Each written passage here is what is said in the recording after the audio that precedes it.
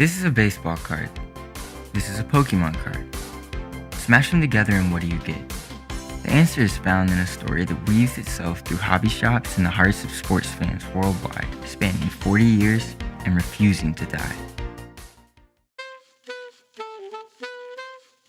Let's go all the way back. The year is 1973. For over 70 years, Parker Brothers has dominated the board game space. Games like Risk, Clue, Sorry, and most notably Monopoly had turned the company into an industry leader. And for the first time ever, they were attempting a sports-themed title.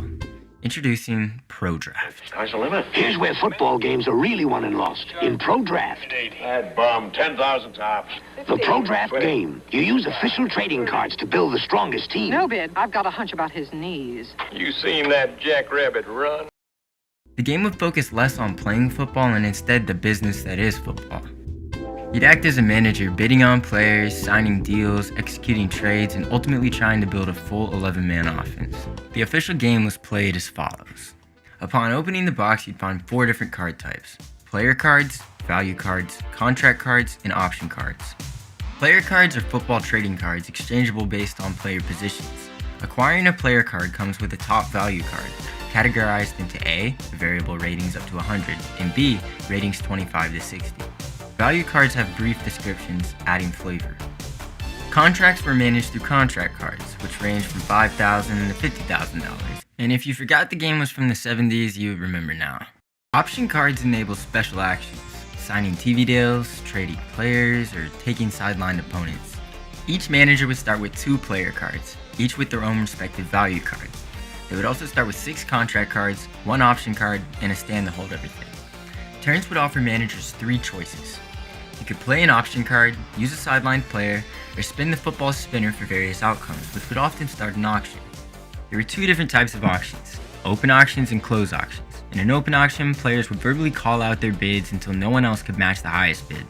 That player would then discard the appropriate number of contracts and take the top player in value from the holder. The closed auction was silent. Everyone would secretly put a pile of contracts face down in front of them, and whoever put the largest amount would win the player. In both auction types, you'd know the player's position, but not their specific value. You would only know if they were an A or a B player. These value cards are what kept the game fresh. Players would have a different value card assigned to them pretty much every game. So even if your favorite player was a superstar in real life, you were still taking a risk by going after him in the game. The game would end when someone completed a full 11-man offense, and that player would be given a 75-point bonus. That doesn't guarantee you the win though. Once someone has completed the 11-man offense and the game ends, everyone's score is tallied up, and the highest value team wins. In a 4-participant game, the score of the winner was usually around 500 points. In regards to collectability, it's rare that a card is worth much. There are still some gems.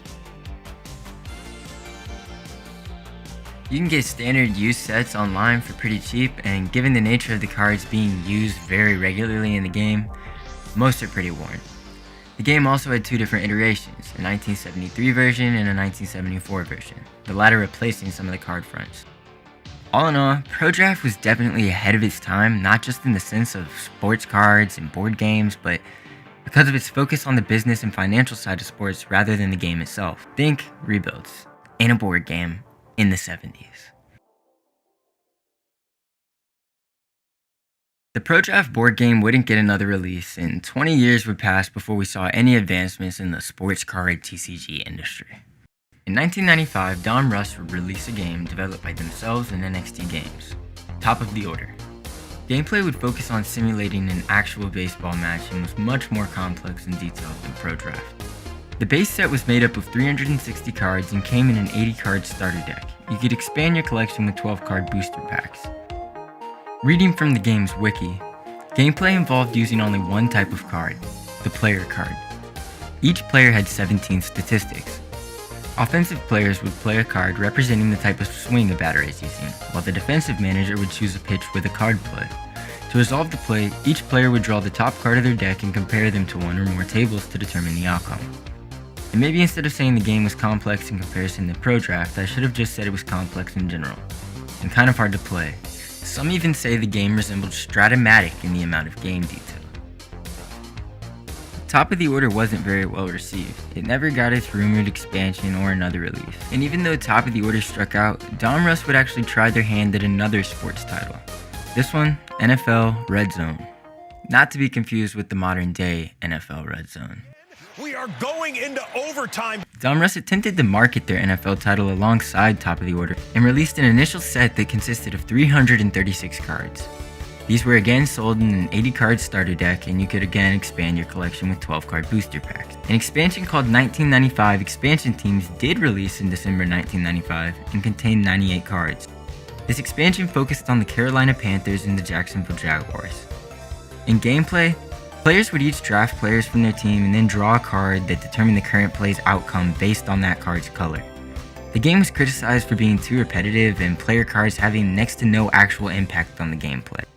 It didn't really matter though, as Russ's line of sports TCGs were doomed to be short-lived from the start. In early 1996, Russ sold its sports card and card game properties to Pinnacle. NXT Games also had to renegotiate their licenses for Red Zone and Top of the Order. New iterations of the game never materialized, and that was that. The next series is undoubtedly my favorite. Developed by Wizards of the Coast, a very prominent board game and TCG developer, the series Showdown Sports. It's now 2000. Wizards of the Coast is well established, with its Magic the Gathering and Pokemon series exploding in popularity in years prior. The company has just acquired an MLB license and is tasked with creating its first game based around a sport. Bill Rose, Charlie Catino, Jim Lynn, and Tom Wiley are the ones at the helm. They create the original MLB Showdown, a tabletop baseball game that utilizes a 20-sided dice and collectible baseball cards for everyone in the majors. In explaining their vision, Rose said, "Could we combine Stratomatic and APBA and baseball cards all together? That was the vision of this product.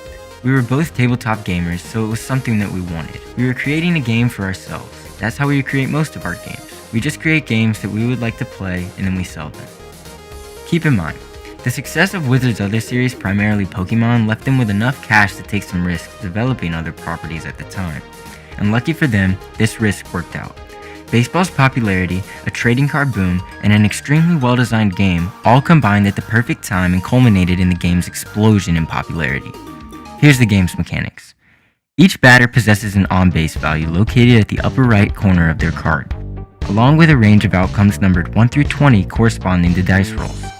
These are situated at the bottom right of the card. Similarly, each pitcher displays a control value at the upper right corner of their card, along with outcomes located at the bottom of the right. The pitcher initiates a roll to determine the advantageous position. If the sum of the control value in the dice roll exceeds the batter's on-base number, the pitcher gains the upper hand, resulting in the batter's roll utilizing the pitcher's card for determining the outcome. Conversely, if the total of the initial roll combined with the control value is equal to or less than the batter's on-base number, the batter's card is employed. Additional optional intricacies are present in the gameplay, including speed figures for stolen bases, restrictions on a pitcher's innings, and the inclusion of strategy cards that enhance the influence of the TCG component. The Stratomatic influence really shines through, but the game is still unique in its own right, and it really caught on with audiences. The team at Wizards had nailed the execution of giving the already popular and collectible sports cards of the time a greater purpose, designing a more approachable baseball sim than Stratomatic that was arguably more fun and immersive, but just as detailed. The Athletic writes about the game's development and describes how just 3 months before the game's launch, Tom Goad joined Wizards as the director of marketing for the game. He claimed, "It was such a natural fit. Tabletop gamers are very strategic, they tend to be a very analytical group, and stats and probabilities are already second nature to a lot of these people. Surprisingly, we discovered a lot about our existing players, and they were huge baseball fans." Not only was the game hitting its stride with Wizards' pre-existing audience, which turned out to be baseball and analytic fans already, but it was also appealing to sports fans who had never tried a TCG, drawing a whole new audience in the hobby shops around the country. The licensing agreement truly was a win-win for both parties. The game would become a massive success, spawning multiple booster packs and spanning 6 full seasons. When it comes to these cards' collectability, one blog writes, "Since its inception, MLB Showdown cards were relatively affordable. Most booster boxes were less than $100 at a card store, and foils could be bought for between $1 and $10 for the most part. This remained true for nearly 20 years, when suddenly the MLB Showdown market saw a significant surge alongside the continued revival of the baseball card market." This is Lyle Marks, Sports Collector Daily. Nowadays, some of the most valuable cards go for upwards of $100, and you can get unopened packs for around $20. The game doesn't just live on in the collector market though. A small but passionate community exists, still keeping the game alive today, and playing old seasons of the game, as well as creating new fan-made current seasons.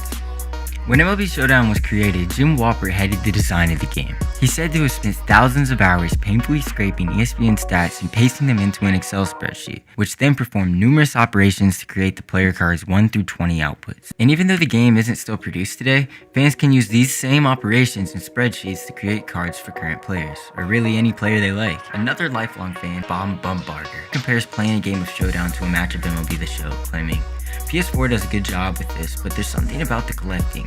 Having that card in front of you and moving them around the bases, it's like wiffle ball in the backyard.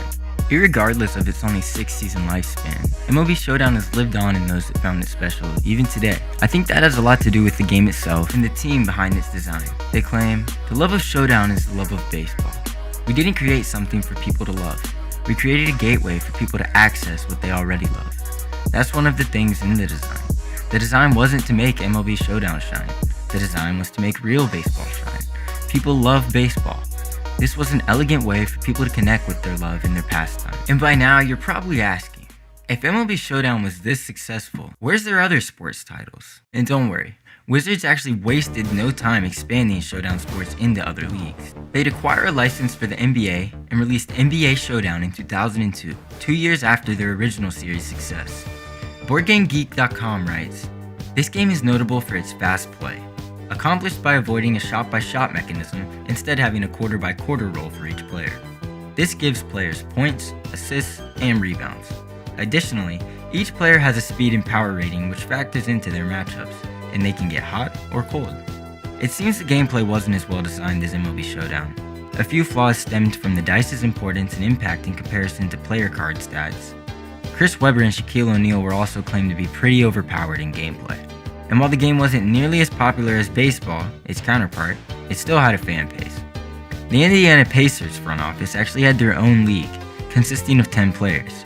The league's happenings, games, and updates were blogged on the Pacers team website from 2002 to 2003. Wizards also took a stab at football. Wizards pushed out NFL Showdown. It was pretty similar to the first Showdown in many ways, but the most notable difference was an electronic barcode reader used for play selection. For some reason, Showdown's other attempts at a sports card TCG just didn't seem to catch on the way its original predecessor had, and both series ended in 2003. At this point, the MLB title was still profitable enough to support itself, but Wizards of the Coast had lost their licensing with the Pokemon Company and their most profitable series along with it. They no longer had an influx of cash to pour into developing potentially profitable games and IPs. And while the baseball sim was able to maintain itself briefly, it wasn't long before it too would come to an end in 2006, as Wizards no longer felt the sports card series were profitable enough to continue focusing on, and would instead shift that focus to developing their more prominent titles like Magic the Gathering. And that was it for Showdown Sports. Despite its only 6-year run, it's still thriving amongst a small but passionate fan base. One Showdown blog still runs their own 30 for 30 leagues. Managers put together teams of the best players from over the past 30 years and then compete in a season-long league. They keep track of it all on their blog so that anyone can follow or get involved. The impacts these series I've covered here have gone on to impact the entire TCG genre and sports simulations as a whole. Video games and their modes have undoubtedly taken numerous inspirations from the original sports sim, a tabletop experience I've come to find more captivating and immense than I'd have ever imagined. These games are special to many in the nostalgia they now bring, but also the way they'd taken something every kid already loved and brought it to life. At this point, we'd seen industry giants like Parker Brothers, Wizards of the Coast, and even Don Russ take swings at sports TCGs. But the largest baseball card developer at all time still hadn't dipped their toes into the water. But now, 2007, with the market open for the taking, Topps would enter the game. But that's a video for another day. Leave suggestions below of anything you want covered in depth. Thank you for watching, keep collecting, keep creating, and God bless.